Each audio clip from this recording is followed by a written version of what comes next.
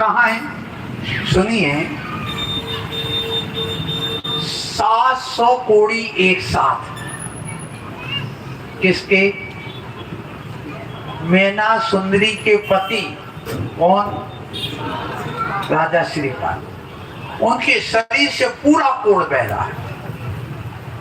कोढ़ रोग है, माने उसको सूतक है, उसकी काया शुद्ध नहीं। उस समय जो राजा श्रीपाल के साथ में 700 कोड़ी और थे, मैना सुंदरी ने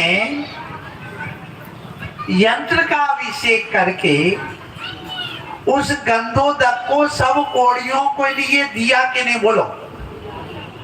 और सबने लगाया कि नहीं?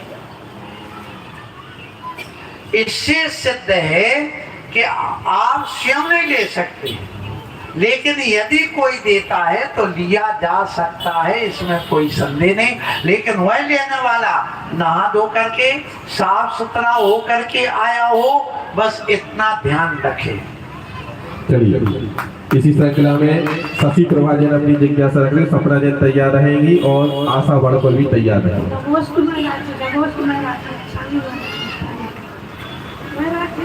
यदि हम लोग व्रत करते हैं और उसमें कुछ बाधा आ जाती है, बीमार हो जाते हैं, जब मतलब कहीं क्या फिर से बोलिए, प्रश्न क्या है?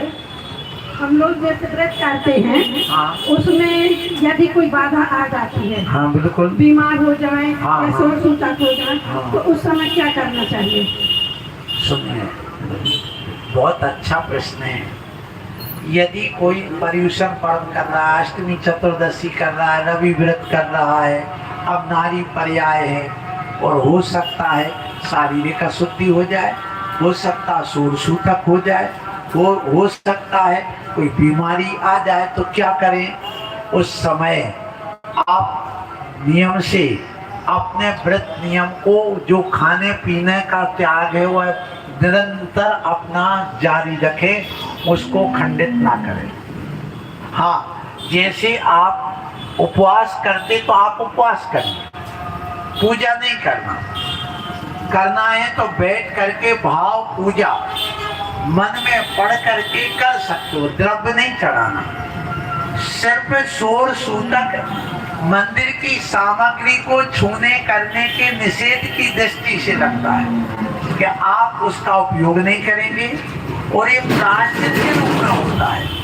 प्रायश्चित के रूप में कि विवेक नाम का प्रायश्चित होता है कि जिससे तुम्हें वो क्रियाएं हटा दी जाती, उन क्रियाओं से हटा दिया जाता है, उसका नाम विवेक नाम का प्रायश्चित है। तो उस समय कि तुम्हारे लिए ये वहां से अलग कर दिया गया कि तुम ये क्रिया उस समय नहीं करोगे, तो सिर्फ इतना करना, द्रव्य से पूजन नहीं करना, स्नान करना, एक स्थान पर बैठना, मौन पूर्वक करना। यदि आप एकासन करते हैं तो आप नीरस भोजन करना, सरस भोजन नहीं करना, और अपनी क्रिया विधि यथा योग्य जैसी बनती वैसी करना।